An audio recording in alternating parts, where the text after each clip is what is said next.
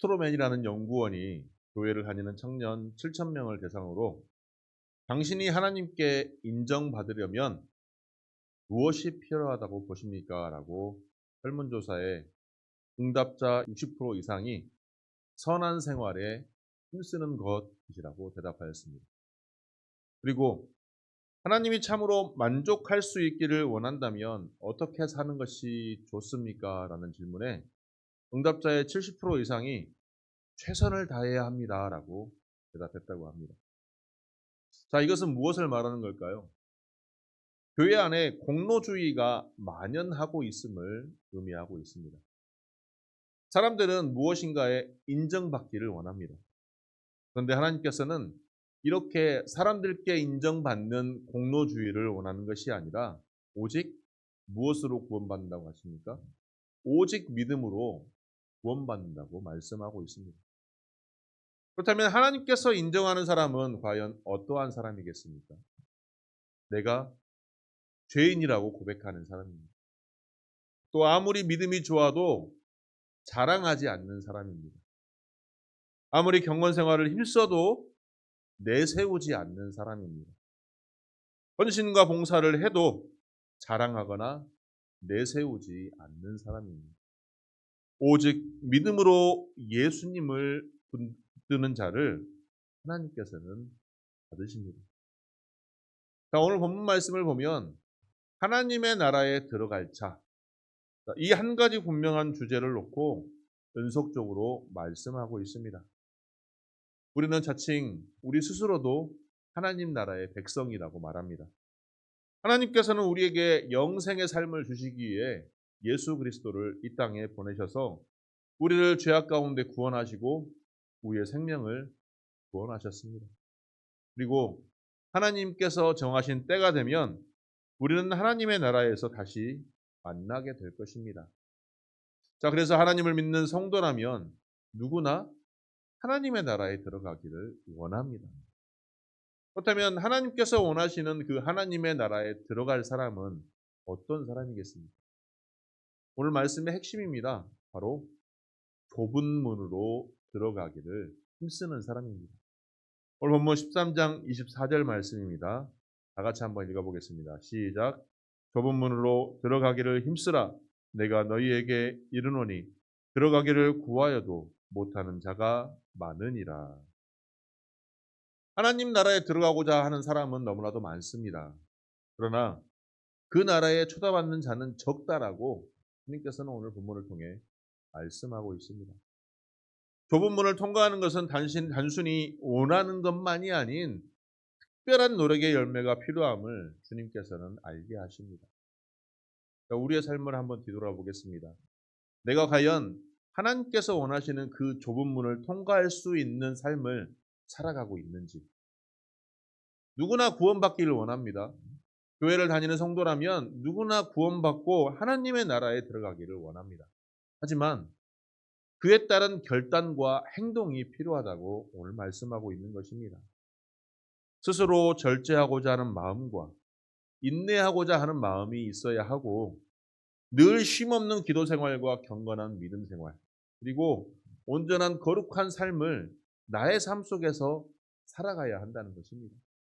단순히 교회 안에서 거룩한 척, 믿음이 있는 척, 온전한 신앙생활을 하는 척 그러한 척척인 삶을 살아가는 것이 아닌 나의 세상의 삶 속에서 그러한 누가 보더라도 거룩한 하나님의 백성다운 삶을 내가 살아가야 한다는 것입니다.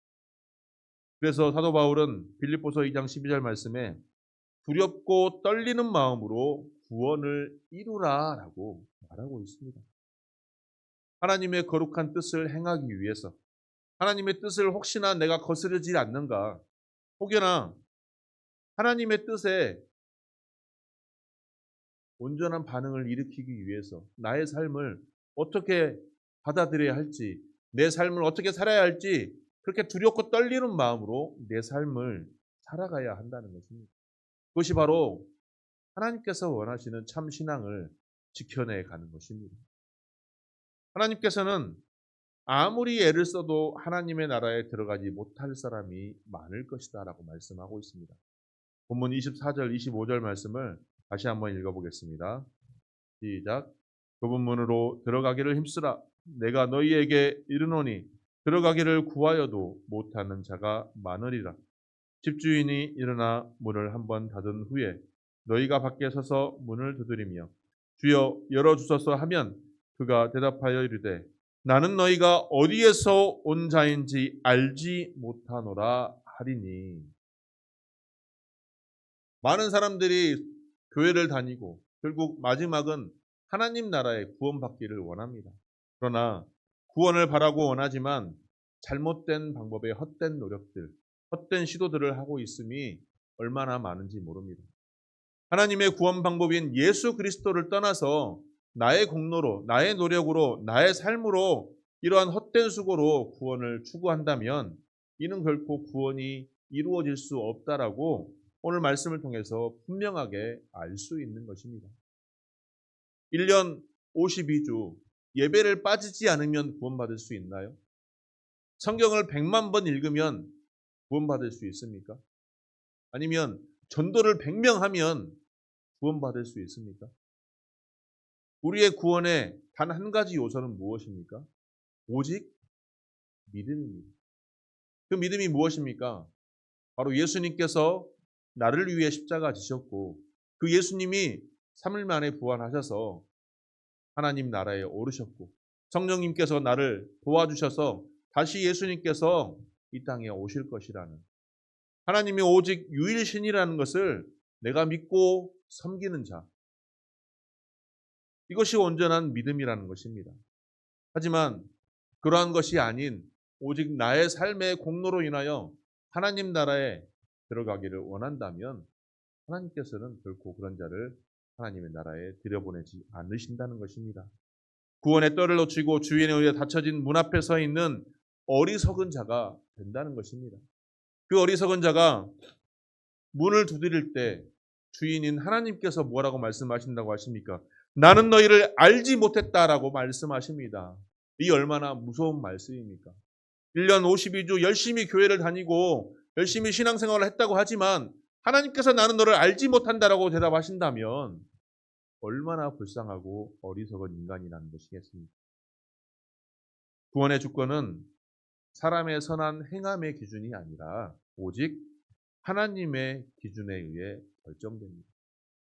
믿음에 의한 선한 행위는 당연한 삶이지만 나의 선한 행위로 인하여 그 행동으로 인하여 우리가 구원받을 수 있지는 않습니다.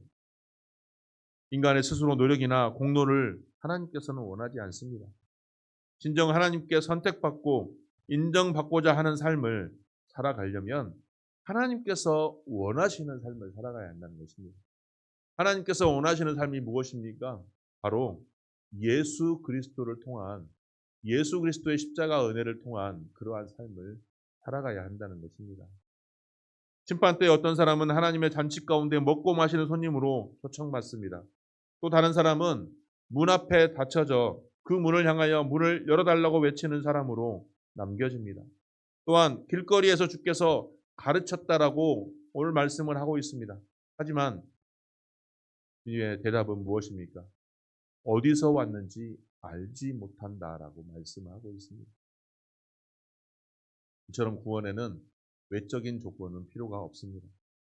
오늘날 많은 사람들이, 많은 성도라 불리는 사람들이 교회에 나오고 교제하며 성도로서의 외적 모양은 갖추고 있습니다.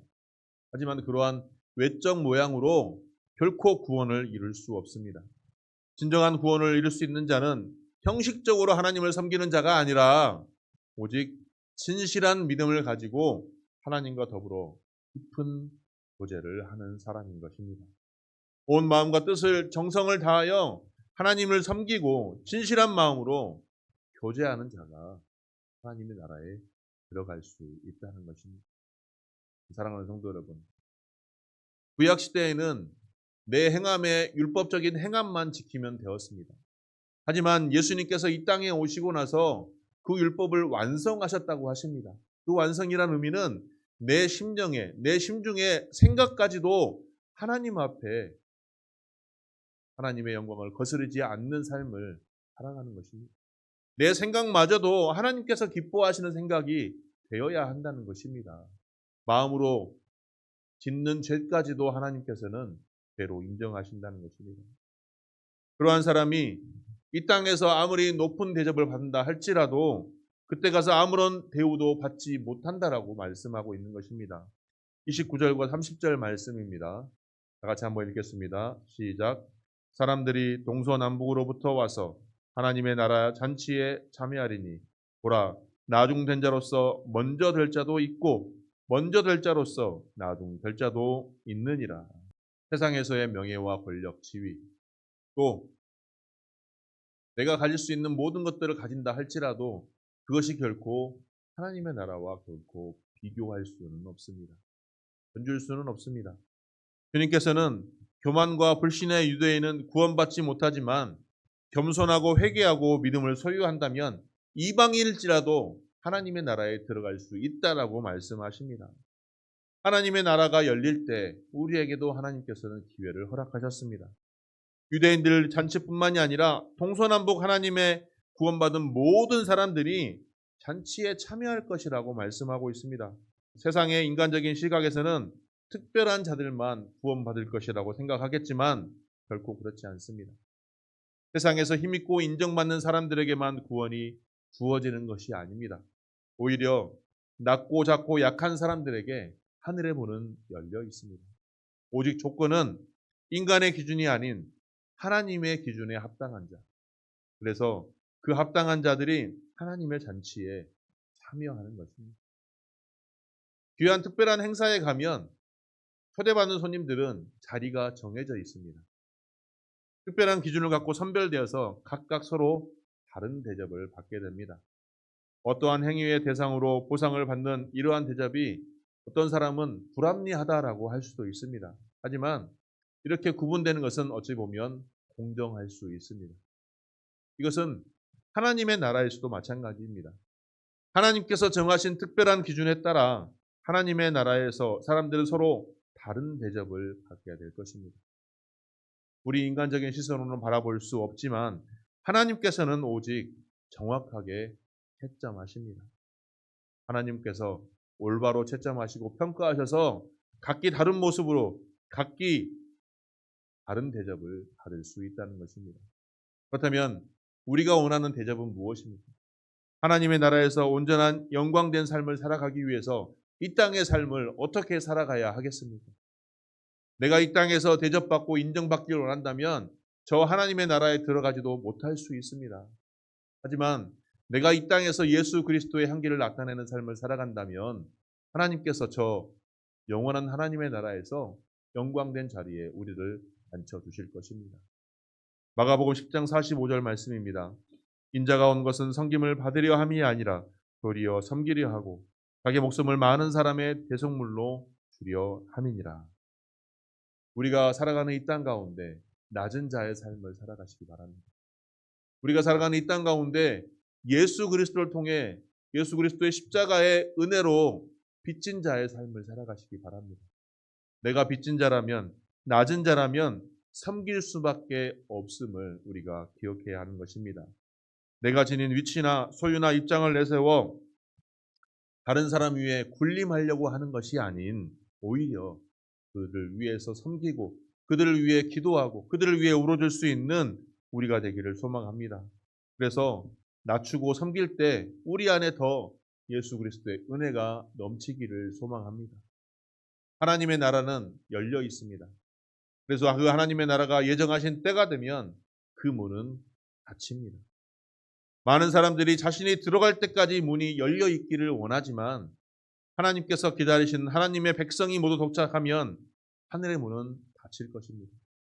하늘의 문이 닫히기 전에 우리는 그곳에 온전히 들어갈 수 있는 삶을 이 땅에서도 살아가기를 소망합니다. 그 길은 비록 이 땅에서는 좁은 길이며 고난의 길일 수 있습니다. 십자가의 길이며 시련의 길일 수 있습니다.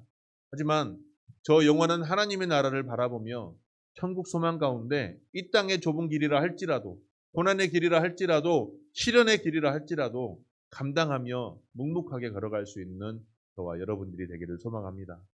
이 어려움 고난의 길을 기쁨으로 감당하고 걸어갈 때 순종하고 나아갈 때 하나님께서는 우리를 통해 하나님의 나라를 세워갈 것이며 이 땅이 하나님의 나라가 될 때 하나님께서 더욱더 기뻐하시는 삶으로 우리가 나아갈 줄 믿습니다. 영원한 하나님의 나라를 소망하면서 이 땅의 삶도 내가 있는 이곳도 천국이 되기를 꿈꾸며 천국 소망 가운데 묵묵하게 믿음의 길을 걸어갈 수 있는 귀한 주의 권속들이 되시기를 주님의 이름으로 축원합니다.